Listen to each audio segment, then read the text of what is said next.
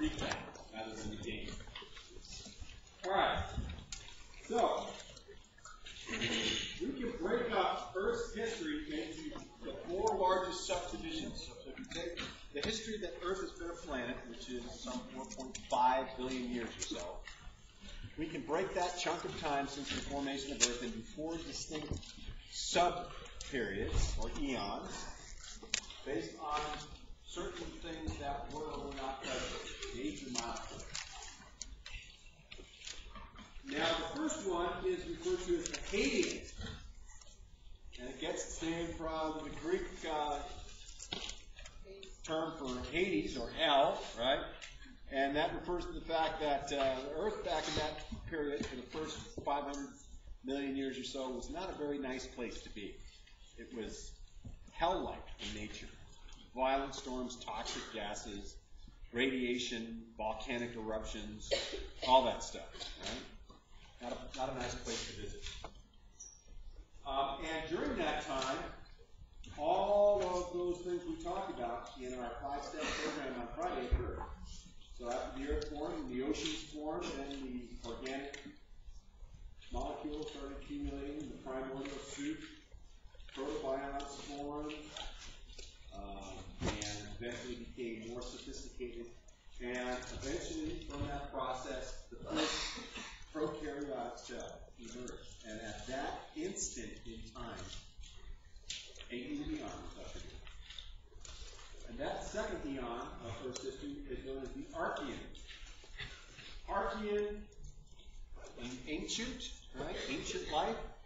The Archean eon was established when the first living cell appeared in the primordial soup.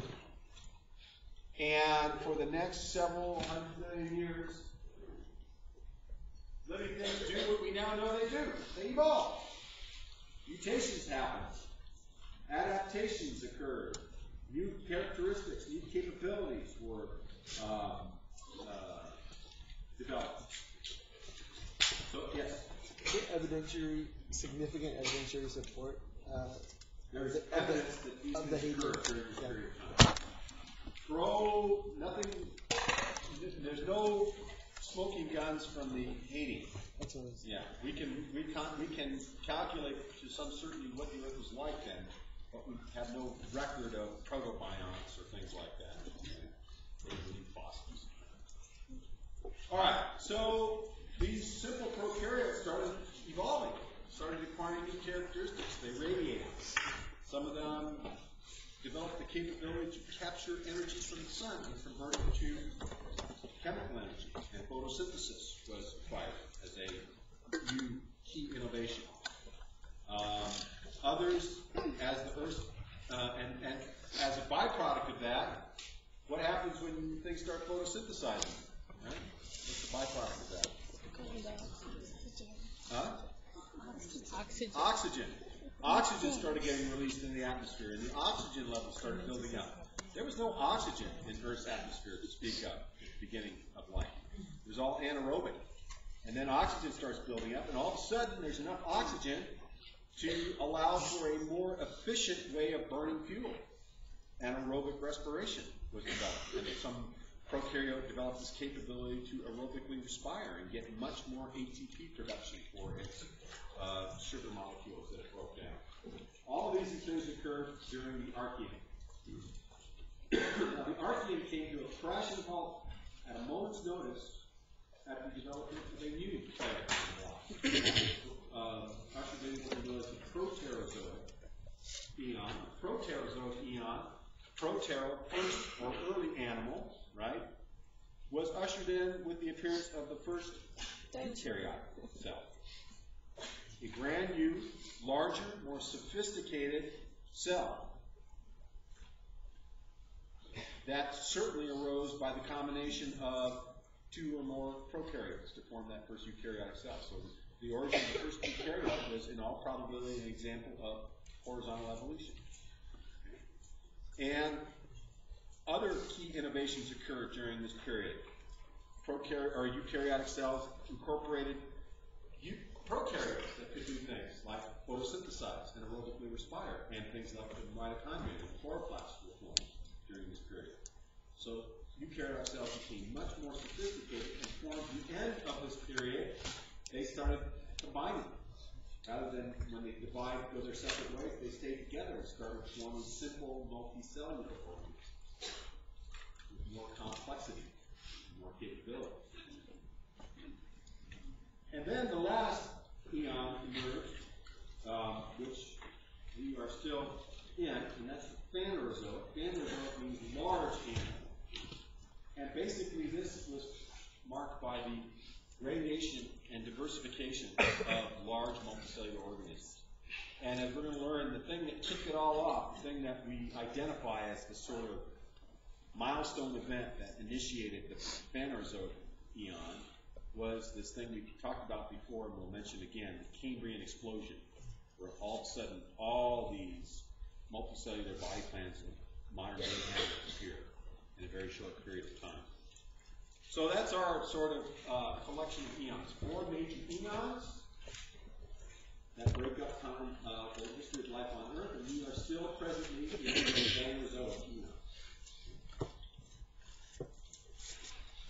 Now, a lot of times, the first 3 eons, the Hadean, the Archean, and the Proterozoic, are all lumped together into a catch-all block of time referred to as the Precambrian. So it's kind of interesting. So, this Cambrian event, this Cambrian explosion, is a very significant milestone in evolutionary history.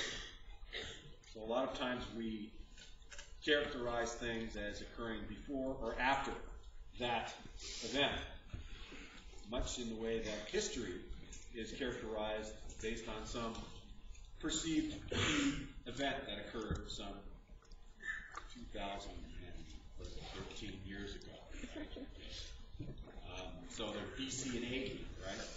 So the Precambrian is a little bit like BC and AD. We put so much emphasis on this event, Cambrian explosion, in terms of evolution and the consequence of major lineages that we kind of see it as a key turning point in the history of Earth. But in fact, most of the Earth's history is Precambrian. Cambrian occurred some 540 million years ago. Okay? The Earth's 4.5 billion years ago. So 4/5 of the Earth's history is Precambrian. 1/5 of it is post-Cambrian. To give you some sort of a visual reference, the different colors here represent the relative amount of time of each of these eras. The Hadean is a relatively short period of some 300 million years, beginning of Earth's history. The Archean was a period that went from about 3.8 million years ago to about 2.5 million years ago. The Proterozoic went from about 2.5 to about 543 million years ago, and then everything since 543 million years ago is Phanerozoic. These just show you some of the milestones that occurred. You don't have to, we're going to go through these in more detail, but prokaryotic cells, very simple ones, emerged by the onset of photosynthesis. That little green cyanobacteria is developed about 3.5 million years ago, and then about 2.5 to 2 billion years, somewhere in there, eukaryotic cells appear, much more complicated cells. About 1.5 billion years ago, you start to see multicellular organisms. And then on the onset, there's some simple ones, but then the Cambrian explosion some 543 million years ago. I'm going to talk about that quite extensively today. This is when they had a major radiation of these multicellular animal bodies. All right. And with respect to a phylogeny, if you go through time, you can see that if we were to reconstruct a very broad stroke phylogeny, you would see that the first organisms to emerge, the common ancestor of all organisms, was some prokaryote, and then a lineage split off that includes both the archaea and eukarya. They have certain characteristics in their cell that are different than true bacteria, and then almost certainly eukaryotic cells derived from some ancestral archaea prokaryote, and so that's even a smaller clade.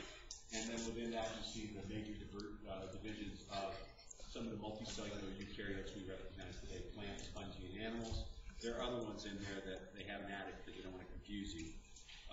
certain types like algae are one of those groups, and a whole bunch of different single-cell eukaryotic organisms that are very distinct as well. But that's sort of a phylogeny of living organisms showing the three major domains of life: eubacteria or bacteria, archaea, and eukarya. And that's sort of the classification scheme. All right. So what were some major events in the Precambrian? And the next several slides listing milestones are all going to be posted on the webpage later today. So if you don't get them in class, you can go back to the webpage and know exactly what you are responsible for with respect to milestones that occur in major portions. So we're talking about now the Hadean, Archean, and the Proterozoic here. So origin and radiation of prokaryotes would be one milestone that occurred during the Precambrian, and that was specifically a milestone associated with the Archean eon. Right? The Archean, prokaryotes radiate. And some key innovations occur during this time. Photosynthesis shows up, and that allows oxygen to start building up in the Earth's atmosphere.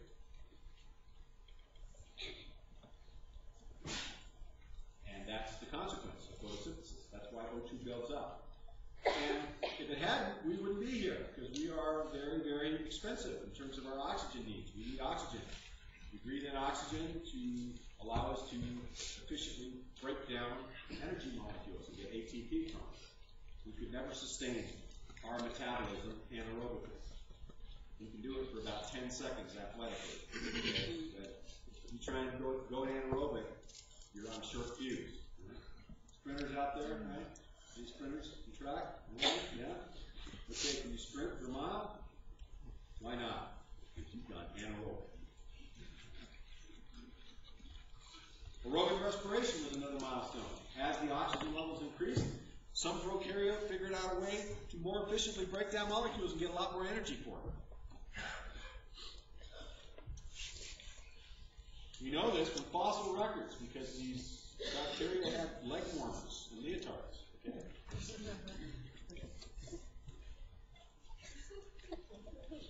The lady. I like that guy. Then you have the origin and radiation of the eukaryotes. That was a milestone associated with the Proterozoic. Right? Whole new group of cells around, bigger, better, more sophisticated, more complicated. It's kind of like, most of you in between or during class or before class, you're all doing this, your smartphones, right? Okay? Where some of us have these, right? Okay? So this is like a prokaryote, right? And your smartphone is like a eukaryote, right? It has all these expanded and sophisticated capabilities, right? But you can't pretend you're like that in the code. Got it. PDF. That's, by the way, the origin of the flip-top phone. The role designed it, the guy designed it, big truck fan. He wanted his own community. Sure. Look it up on Wikipedia. By the end of the Precambrian, you're starting to get the first multicellular organisms, but they're not very impressive. They're very simple sponges, jellies, a few worms, nothing really to get all excited about. We're going to talk about this when we talk about the Cambrian explosion. It's the Cambrian explosion that changes the whole game, and that's the transition to the Phanerozoic.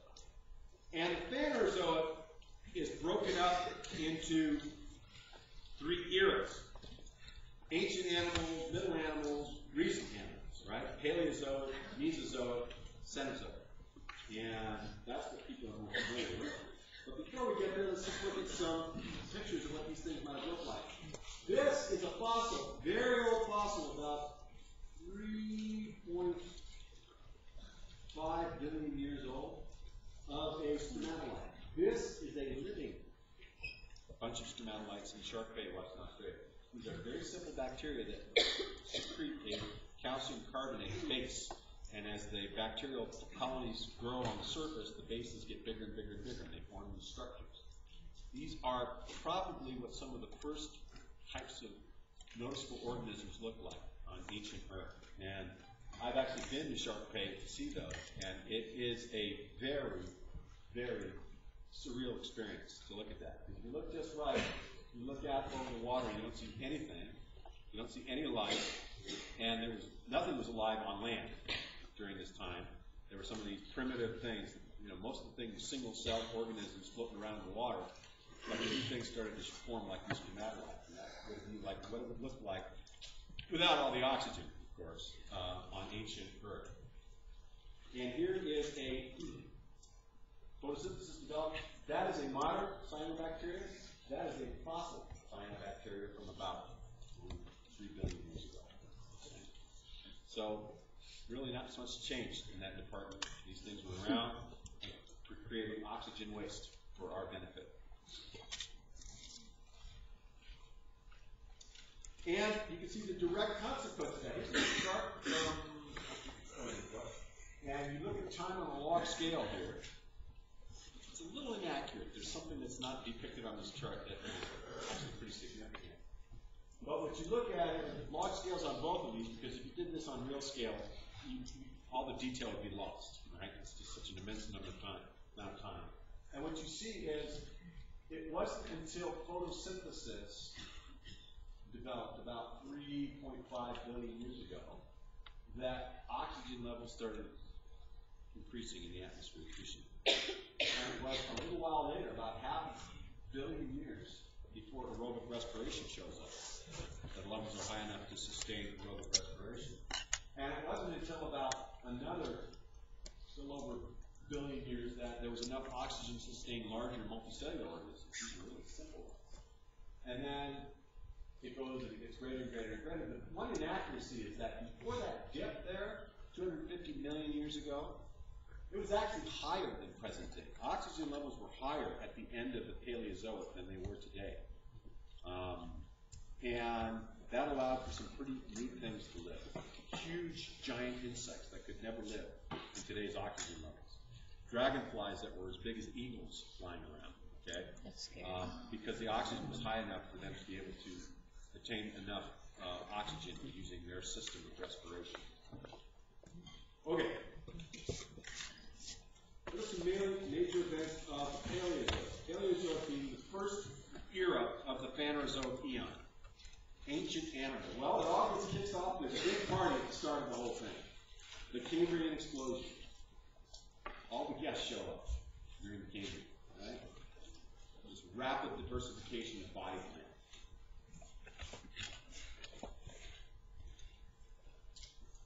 plan. And not too long after that, the first vertebrates show up. Simple fishes. First they're jawless fishes, then they develop jaws, and then the next thing you know, it's like there's oceans full, right? Swimming everywhere. Bony fish, cartilaginous fishes, swimming everywhere. Great diversification. In fact, the Devonian era, which was the one, I think, after the Ordovician, was known as the age of fishes. This huge diversity of fishes shows up in the ocean. All of life is still in the ocean. Nothing's alive on land yet. Oxygen levels are not high enough to sustain terrestrial life. But it's not too long before things start regaining the land. Invertebrates and plants at first, green algae crawl out on the land, become moss. Moss become ferns. Ferns become gymnosperms. All happens, right? So by the end of the Paleozoic, there are these huge, extensive forests of ferns. Enormous forests of giant ferns. And they all, when they die in these big swamps that were everywhere, the anoxic conditions in the swamps preserved that carbon material, and then they got covered and buried, and they formed the enormous coal deposits you find worldwide today. So all that coal that we're digging up was left over from the Permian. Yes? Is there a difference between the Phanerozoic era and the Paleozoic era? The what? Phanerozoic era that you mentioned in the beginning? And the Paleozoic? Paleozoic is the first era of the Phanerozoic. Of the Phanerozoic. There are three of them. Perfect. Yes. So this is a subdivision of the Phanerozoic. By the time land is colonized, it radiates. By the end of the Paleozoic, there's extensive right? So you get insects and other invertebrates invading land, and then fish crawl out, form the first amphibians, and the amphibians become reptiles, and the reptiles radiate. There's quite a diversity of reptiles running around. There are even some reptiles that are starting to take on mammalian characteristics. They don't survive, but they are sort of almost becoming mammalian-like. So you get to your first amphibians, reptiles, insects, they all become part of the landscape. A literal landscape, right? During the Paleozoic. Land's colony. And then and the first gymnosperm, this brand new type of plant that has seeds in these cones. It doesn't have a seed coat around it. It has a cone that protects it, right? Gymnosperm literally means naked seed, right? And so they don't have a seed coat. They have a container, a cone, that has to pop open and release the seed. But it's more efficient and it's more effective than ferns, okay? And they show up, but they're still the minority. But they're going to take over the next stage because ferns are all going to get wiped out, these big ferns, and they're going to radiate in the next era, the Mesozoic. They're going to be the main type of plant during the Mesozoic. But the big party that's happening by the end of the Paleozoic, these great big sun-filled fern forests, and swamps, all come to crashing in with the largest of all the mass extinctions. We will talk about that today. The Permian extinction, some 250 million years ago. It's the largest of all the mass extinctions. 90% of the species on the planet disappeared following this mass extinction, the cause of which we will get into, the suspected cause. And ferns are one of those that go by the wayside, and that paves the way for gymnosperms to take over following mass extinction. All right. So let's look at some pictures of these things, some of the things that might have been going on during the Paleozoic. Well, we'll start with the Cambrian explosion. We'll talk a little bit more about the Cambrian explosion. So remember, the Cambrian explosion was a rapid appearance and diversification of animal bodies that started the Paleozoic. This major radiation of brand new body plans with new morphological innovations, things like shells and jaws and mouth and eyes and antennae and limbs. All these things that were not present in the more simple multicellular organisms that existed beforehand. And if you go back 565 million years ago, the fossils that exist, now of course you've got to take this with a grain of salt because these are very old rocks, right? So if we've learned anything about fossils, that there's a temporal bias that means that there are many, many fewer fossils surviving from that long ago because there are very few rocks that are that old. But there are sufficient fossil deposits from that long ago to definitely suggest that animals around that were present at that time were fairly simplistic, didn't have very complicated body plans. And then all of a sudden, within 40 million years, which doesn't sound like a lot of time, but it's actually a very long time, actually, let me do this that way. It sounds like a long time, but it's actually not very much. Think about it from a geologic perspective. It's a little bit like talking about money. $40 million to you and me sounds like a lot of money. I don't need that much. Just give me half that, right? Okay, I can make do, right? $40 million to the U.S. government, they don't even think about that. They'd shake that out of their couch cushions, right? Okay. So they could just not collect money for a day and more than cover that. Right? So it's all relative. And the sequence of events that unfolded is sort of captures the three key fossil deposits that sort of shed light on this rapid transition. The three fossil deposits represent organisms well before the Cambrian explosion, right on the onset of the Cambrian explosion, and right at the aftermath of the Cambrian explosion. And you see this rapid transgression between the last two in particular. So we're going to talk about these three deposits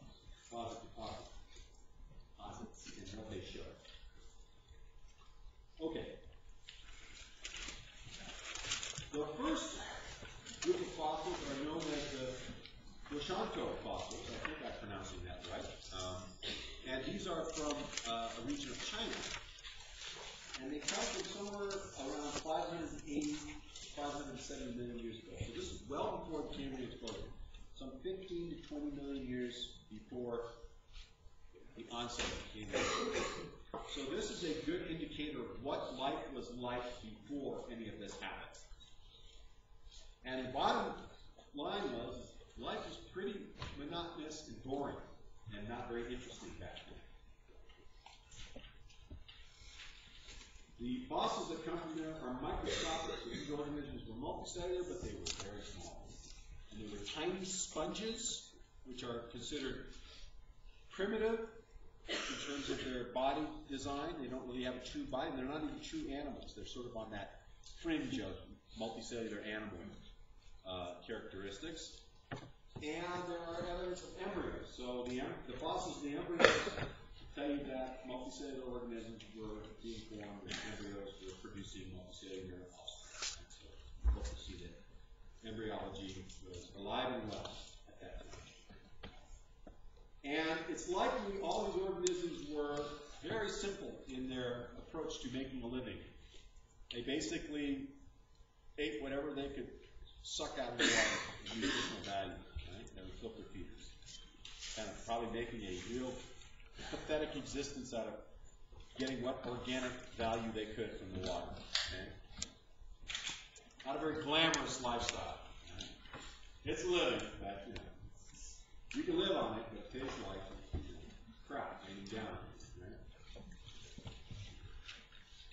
Fast forward to another group, the Ediacara fossils.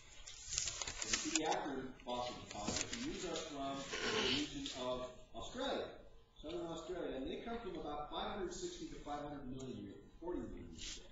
So we consider this to be right on the onset of the Cambrian explosion. So basically what these give an insight on is, what did things look like right before it started taking off and going crazy? What kinds of organisms were present that allowed, that probably underwent this rapid diversification, and which we now think are associated with mutations to increase the number of homeotic genes in the genome, and then other mutations to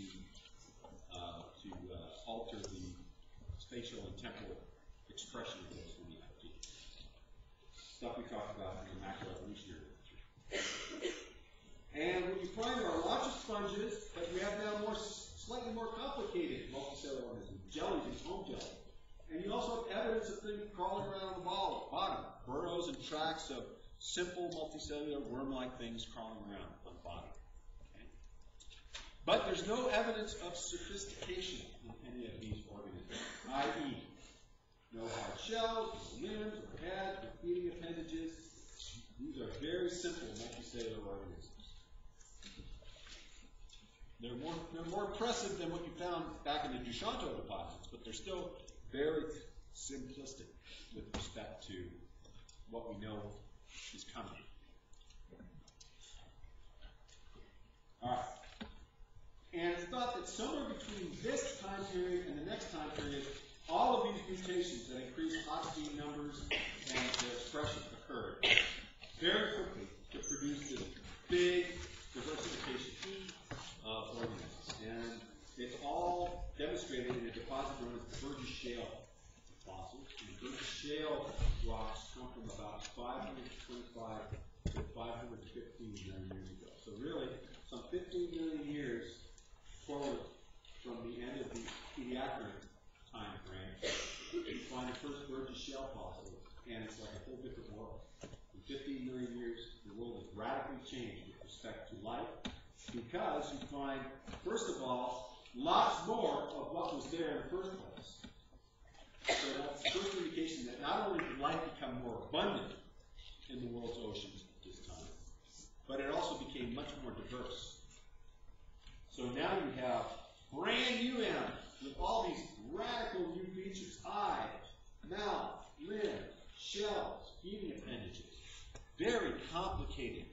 sophisticated body plans, which were nowhere to be found a scant 15 million years beforehand.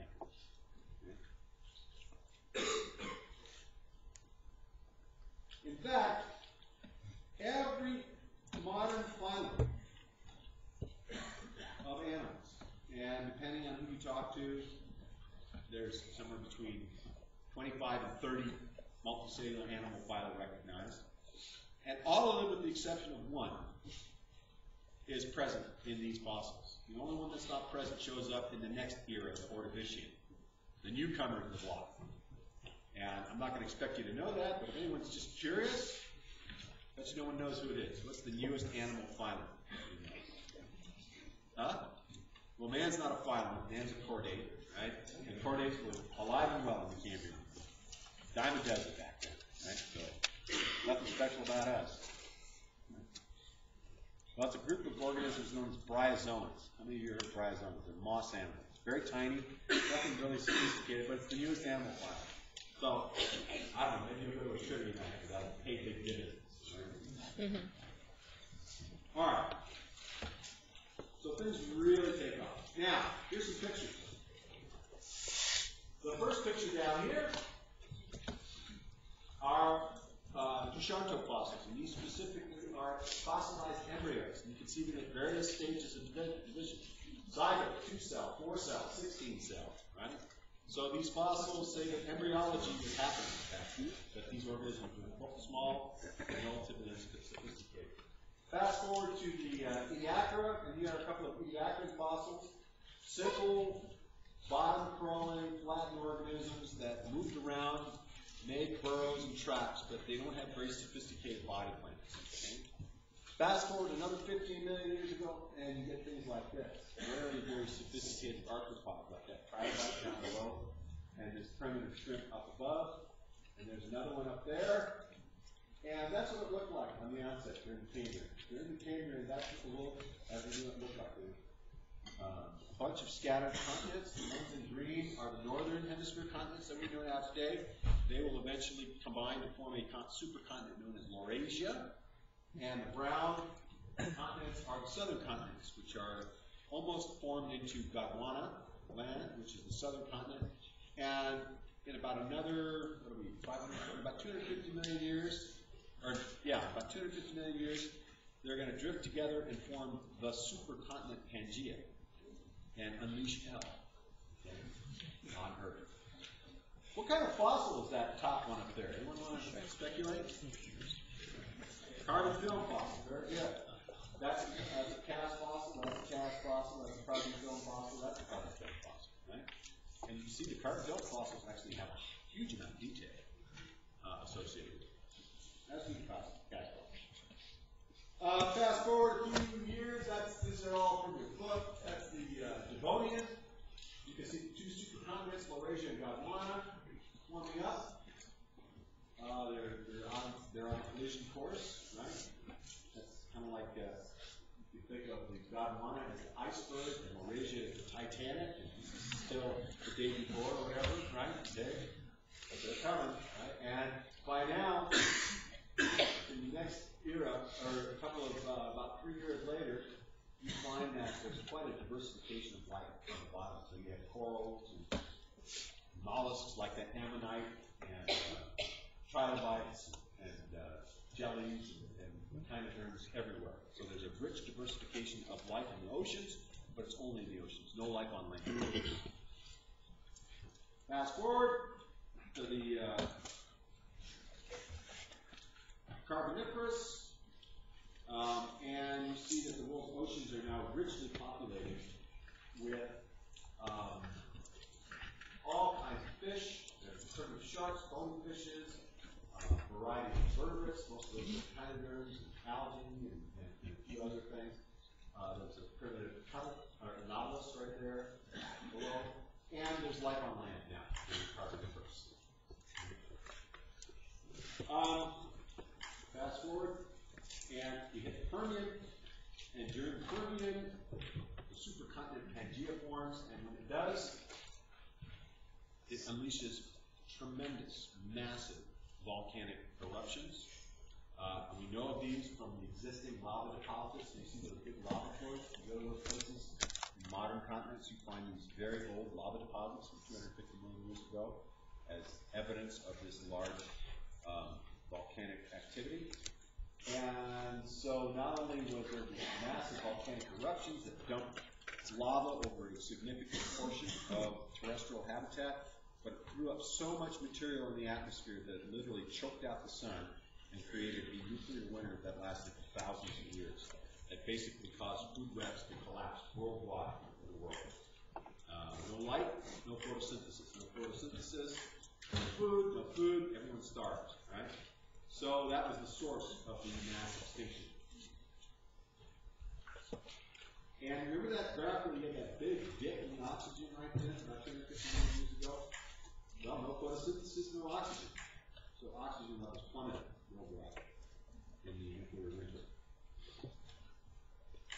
All right. Major events of the Mesozoic. Meso is middle, zoic, animal. So most of you know the Mesozoic to be the age of dinosaurs. And that's because, in terms of multicellular organisms, a certain group of reptiles, known as dinosaurs, became the dominant, superior competitor on land. Different reptiles took over the world's oceans, marine reptiles, and still others invaded the sky, pterosaurs, things of that nature. So, you get the first dinosaurs showing up in the Triassic, and then they radiate tremendously during the Jurassic and Cretaceous. Right? So even though they show up in the Triassic, they really become the dominant force during the Jurassic and Cretaceous periods of the Mesozoic. And mammals show up during the Mesozoic as well, but they're kept in check by these big, mean, nasty dinosaurs. So mammals are tiny pathetic, initially egg-laying and then later placental organisms that were living in burrows and living in fear of their lives. That's your answer. Gymnosperms that were around in the Permian, they survived the Permian extinction and they radiate, become the dominant plant form. So most of the large plant cover during this time is gymnosperm. So all those big trees that things like sauropods, Apatosaurus and Brachiosaurus and Plodicus are eating, they're all gymnosperms that they're eating. Gymnosperms are dominant plant form. And the dinosaurs, like I say, radiate. During the Jurassic and Cretaceous, they fill almost every conceivable terrestrial niche. Big carnivores, big herbivores, small carnivores, scavengers, you name it. They fill it. You also get the first angiosperms showing up here towards the end. They show up. But they don't radiate until after the next mass extinction. And it's not until they start really becoming co-involved with their pollinators that they radiate. Okay? But it's a key innovation. The development of a flower and a seed with a seed coat are key innovations that allow them to radiate in the following year of the Cenozoic. So you get the first flowering plants, and just like in the previous era, it all comes to a crashing end 65 million years ago with what is known as the Cretaceous extinction, which marks the end of the Mesozoic and the demise of the dinosaurs. They all go extinct, and that lets mammals crawl out of their little burrows and radiate quickly into all the niches that had been previously built by dinosaurs and other large reptiles that were dominant animal forms. Okay, so a little trip through Jurassic Park. Alright, there's a Jurassic scene there, a lot of gymnosperms. You get large sauropod grazers like that Brachiosaurus there. And you get carnivores, like I think that's an Allosaurus. You can tell the difference between an Allosaurus and a T-Rex, right? Because this is an Allosaurus, this is a T-Rex, right? Allosaurus, T-Rex, right? Allosaurus, T-Rex. So that one's got some guns. You can actually use those hands, right? So. Notice, interesting point, right? The neck of the Allosaurus, that Stegosaurus there, and that Brachiosaurus there, right? Have the same number of vertebrae, right? Yes? No? Yes? Yes. What's the difference? The size of those vertebrae. How might you account for the differences in the vertebra size? Hox genes. The genes that grow vertebrae stay on longer in the sauropod and not as long in the other two, right? So it's purely a case of allometric growth that gave you this diversity of dinosaurs from the progenitor dinosaur that existed some, tens of millions of years before that in the Triassic. So that just tells you how stuff we talked about. Yes? How did the extinction occur in the Mesozoic era? Those are what we talk about. Yeah. Can't talk about that. Extinction like that and not get into it. But it's a kind of a reverse of Shakespeare. The fault, dear Bruce, lies in ourselves, not in ourselves. Right? For those of you who are literary. What do I mean by that? Extraterrestrial impact. All right. So this is what it looks like. Cambrian, Devonian, Permian, boom, and now we move to the Cretaceous. So that's what it looked like right before the big one hit, right?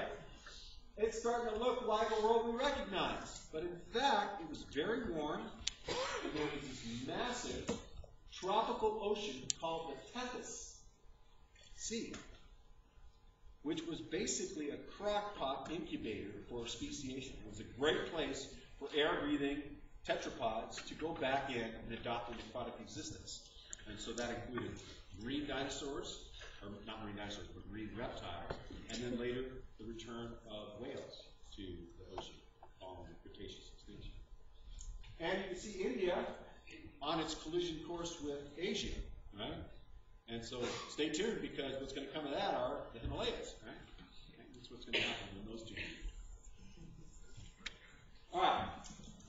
Now we're going to pass over to the Cenozoic, which is also sometimes known as the Age of Mammals. And one key milestone of this here was the radiation of flowering plants and insects. And the two are not independent. They're interrelated. As insects became pollinators of flowering plants, they quickly radiated into all these habitats. And plants were so much more efficient at reproduction with the help of their pollinators. So it was an example of a mutualistic interaction that led to an incredible radiation of species for both types of plants and insects.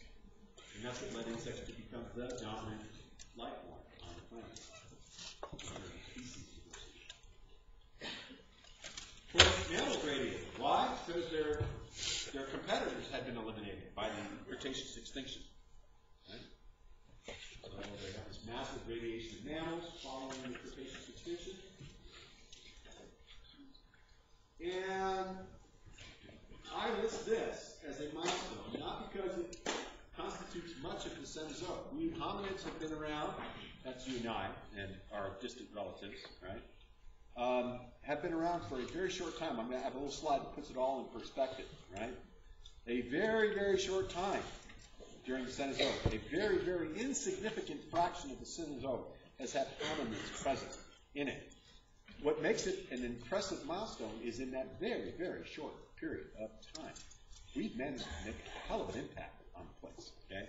So as a species, we've never seen a single species exert quite an influence on the environment as this particular taxa of organisms. Right? So I see that as significant. All right, so here it is. 65 million years before present, mammals consisted of a few little placental mammals, a group of these things that had pouches, and a few little pathetic ones that laid eggs that are still around today. 2 species survive today, right? All of a sudden, 65 million years ago, they go nuts. And they fill up every big void you can think. Large carnivores, large grazing mammals, marine mammals that go back and are large and dominant in the oceans. Flight, You name it, you talk about a lifestyle, you've got mammals that fill that lifestyle. Flight, they didn't become the dominant flyers because birds took that role.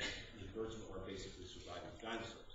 But just about every other role the dinosaurs filled, mammals took over and became dominant. Flowers were another innovation that allowed flowers and flowering plants to diversify. All right, now let's talk about mass extinction. All right, now mass extinction, we've been talking about extinction. Extinction is a reality. Extinction happens all the time. Right? It's kind of a little bit like radiation, right? If I were to have a sensitive Geiger counter and turn it on, it would tick, tick, tick, tick, tick. There's background radiation right around it. More of it coming from the wireless and your smartphones, right? Your little brain cancer generators here, okay? All right? And some smartphones put out a lot more than others, by the way. And so it's everywhere, right? That's kind of like extinctions. Extinctions happen all the time. They kind of tick, tick, tick, tick, tick away at a constant rate. So, background extinctions are these low rates of extinctions that are constantly happening. And they're driven by natural processes. The fact that the environment's always changing, and that's causing natural selection to act on organisms and causing some species to go extinct and other species to replace them, right? It's a environmental change-driven phenomenon that is then driving evolutionary change that allows some new species to emerge and persist, and old species are driven to extinction. So it occurs at a relatively constant rate through time, as a function of the total number of species. But mass extinctions are more like, if we were to use the radiation analysis, Fukushima, right? All right? Where all of a sudden the radiation levels go off the chart, and some significant non-random or non-natural event has driven this, right? Okay? So mass extinctions are defined technically when 60% or more of the species disappear, existing species disappear in 1 million years or less. That's a major reduction in species. It's a big species. Now some of the data slides I'm going to show you after this use higher taxonomic groupings, so you don't get that 60% level. They go by families. So obviously, if some families have a lot of species, if you lose that, you're going to lose more species than you would if you just counted families. But don't worry about that. It's just a lot of species disappearing in a short period of time. The technical threshold to qualify for a mass extinction is 60% of species in 1 million years or less. And these are not driven by environmental change and natural selection. These are driven by random events that kind of throw a curveball in the situation, throw a monkey wrench in the works, right? And the ones who survive are not necessarily better adapted. It's just, in often case, it's luck. Okay? So these random events can shape the direction of evolution. So what does that sound more like? Natural selection? No. It sounds more like what? Genetic drift. That's right. So mass extinctions functionally drive the evolutionary process in a large way, kind of like genetic drift drives the evolutionary process in a small scale. It's random, and often it has little or nothing to do with the fitness of the survivors. So they're more akin to genetic drift and effect these random shifts. So dinosaurs were the big baddies on the block, some random thing take them out, and all of a sudden the ones that were in their holes and came crawling out and go, where'd everyone go, right? Were the ones who turned out to be the winners, right? If mammals lived in treetops at the time, it might have been a different story, right? Because they've been taken out with the shockwave and the fireball along with everyone else. All right. So we're going to talk about the two largest mass extinctions that occurred. But if you look at them, again, here's a timeline for the last 500 million years. There have been 5 mass extinctions recognized in the Banner Zone. It's deceptive here because in a couple of cases, particularly the Cretaceous here, the last red one, it doesn't really look different from the background extinction level. But that's because these are families that went extinct. If we were to plot species numbers that went extinct, those peaks would be much higher relative to the background. Because we lost families that had a high number of species associated with them. So So it's just a little deceptive there, but there's been 5. One in the, let's see, there's the Ordovician, the Devonian, the Permian, the big one, the Triassic, and the Cretaceous. And I'm going to talk about the 2 biggest ones in terms of species loss: the Permian, which is the biggest one you see here, and the Cretaceous, which 85% of the species were lost. And so let's start. And you can see another way as reduction of the number of families this way. So you go on, you go, mass extinction, boom, big drop. Build, mass extinction, another drop. Build, mass extinction. There's the Permian. That's the big one. Right? That's the drop after that one. Triassic. There's the Cretaceous, and oh, you know what? Question mark, Quaternary. That's us, right? We might be in the middle of another mass extinction right now. And we won't get that in this class. But if you apply the numbers based on the rate at which species are disappearing and make some assumptions and do the math, guess how long it's going to take for 60% of the species to disappear? 5 years. About 500 years. That's quite a bit less than a million years, right? So who says you can't improve on this? All right. Well, we're going to talk about the Permian and the Cretaceous. All right, so let's start with the Permian. Happened about 248 million, 250 million years ago, somewhere in that time frame. And basically, it's the largest of all mass extinctions. Or we can calculate by the change in species in the fossil record from before and after. About 90 to 95% of the marine taxa are lost. Now you'd say, well, if it was volcanoes and lava on land, why do marine species get lost? Well, because marine food webs are very sensitive to changes in production, photosynthesis. And when it's dark all the time and you don't have phytoplankton, then the whole food web process will die. The big losers, 3 big losers. Pelycosaurs. Now, you may not know what a pelycosaur is, but I guarantee you when you see one, you'll recognize it.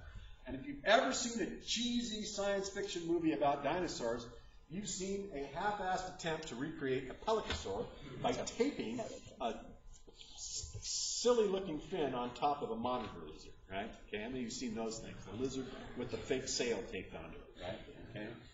All right, that's a pelycosaur. They're sail fin. They're not even true reptiles. They're proto-reptiles. They're pre-reptilian.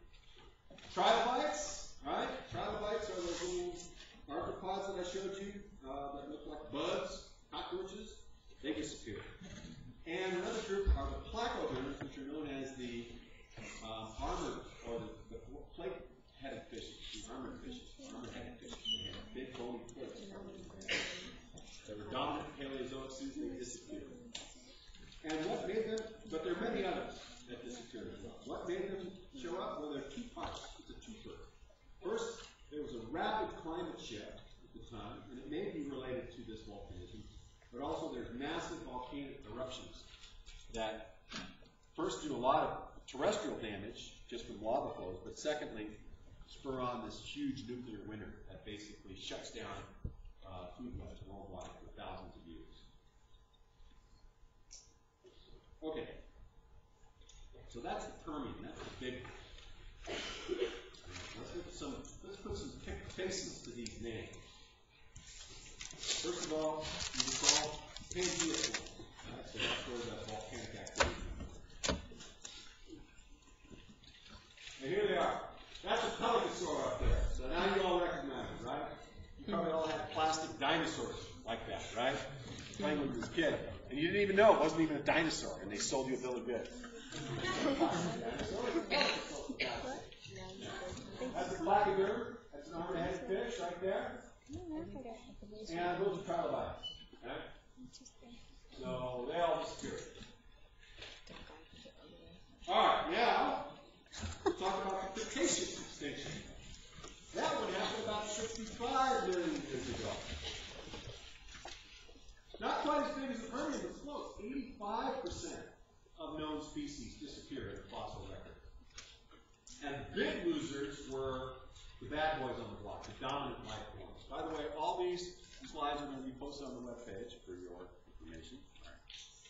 And dinosaurs disappear, as do most of the dominant marine reptiles. At this point, it's mostly things like mosasaurs, really frightening large alligator-like things that grew to 67 feet in length. I'll show you a picture of one. Mammals, birds, which are modern dinosaurs, amphibians, crocodiles, and escapes, they dodged the bullet on this one. They are largely unaffected, but they're not that dominant. They're a very small group of organisms at this point. And the cause is almost certainly entirely related to a massive meteor impact in what is now the present-day Yucatan Peninsula. And the crater is there as the smoking gun, and there's other evidence for that.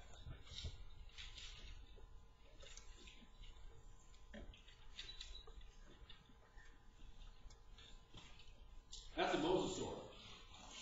That's really into something like that that was 50 or 60 feet long, okay?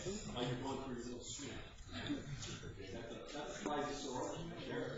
Or if they didn't go extinct, you don't know they're still swimming around in a lot of names.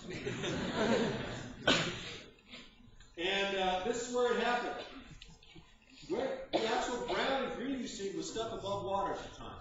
Anything in blue is for a water world. Sea level was much higher back then. The world was much warmer. And you can see the meteor hit right where the modern Yucatan is there. And it was an amazing day. I mean, this thing hit. It was like something like 250 million Hiroshimas in terms of the energy that was released. There was a fireball that went 1,000 miles in every direction, a shockwave that went 3 times that far, that killed everything in its path. All right, so a huge portion of life on the planet was instantly obliterated. And then enough material got thrown up in the atmosphere that it created a nuclear winter that followed through that caused things to slowly die. And here's the evidence. One piece of evidence is iridium is a substance that's extremely rare in earth rocks, but extremely abundant in meteor rocks.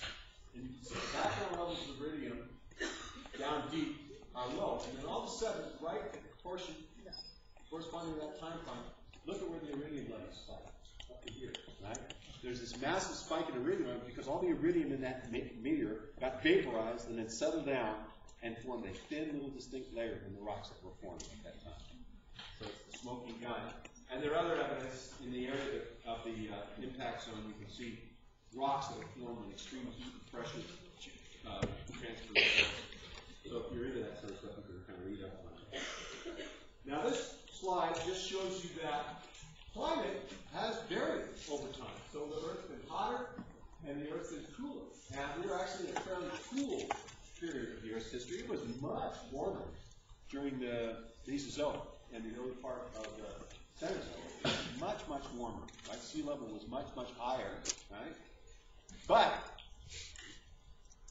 so people say, so, you know, and that's global warming skeptics love to say, it's a bunch of crap. The Earth's been much hotter in the past, right? What they don't realize is it's not about absolutes, it's about change. So I tell people like that, when someone doubts about global warming, I say, well, have you ever flown on a commercial airplane? And they go, yeah. And I say, well, how fast were you going? I don't know. Because usually people like that aren't very fun. So I tell them, well, you were going somewhere around 500 miles an hour, right? I said, I'll tell you what. What if I put you in this rocket sled here and accelerate you to 250 miles an hour in 3 seconds, right? Okay? As your organs are vaporizing inside of you, but I was going so much faster on that airplane, right? Okay, it's not about how fast you were going, it's how fast you got there. Rate of change. And what's unique is that the temperature has been changing faster than you've ever been able to determine its change in the past. And that's what's the driver of massive environmental change. The rate, not the rate. Anyhow, some people, this is a diagram from your book, recognize different faunas. Pre-Cambrian or Cambrian faunas, Paleozoic faunas, modern faunas. I'm not going to ask you about any of this, but it's interesting to see how the abundances of these things change associated with these different periods in time. Yes? How did birds live through the Well, they probably were more suited to survive the colder temperatures. They were smaller, they were more mobile, they could search farther for food. They were probably better able to deal with the aftermath of the extinction. This is the interesting one. This is a little diagram from your book. It kind of all comes in perspective. If we were to say that the Earth, surface of the Earth represents a calendar month. Okay? So this month has 30 days, so it's got to be either what? You know, June or April or September. Now, if it had 28 days, if it only had 28 days, how many months have 28 days? No, they all do. Some of them have more. Sorry. I got to practice jokes every time I talk. All right, so let's say it's a calendar month. Let's say it's the month of June. Earth forms on day 1. Life doesn't show up till the end of the week, right? It's the weekend. Let's party. Let's make some life. But we don't have hard confirmation of that until the beginning of next week. Right? We go 2 whole weeks, or a whole week before photosynthesis shows up, right? Huh? He's always late, yeah. That's right. And it takes a whole nother week until the first eukaryotic cell shows up. So the first eukaryotic cell doesn't show up until the second half of the month, basically. The month's almost 3/4 done before it shows up. Multicellular organisms don't show up until almost the end of the 3rd week of that month, the 4th week of that month, right? So they're really late coming. Now let's take that last week and blow it out. Everything lives in the water the first day of that week. The first land plants don't show up until Monday. We start the week on Sunday, like those calendars did, right? And the first land animals later that afternoon, right? Coal forming forests by the next day, so things are moving fast. The first insects show up by late morning. First mammals show up a little bit later than that. And by the end of the day, dinosaurs rule, right? The first birds, which are really highly modified dinosaurs, show up on the last day of the month. The first flowering plants show up later that morning. The mammals diversify afternoon. Now let's take that last period, that last 12 hours of the last day, right? And the last 10 minutes of that last day. Humans don't show up until 10 minutes before midnight on the last day of the month. So in the last 10 minutes of the last day of the month, we've been able to fundamentally change the whole page of the calendar. So, take a bow. You impressive. All right.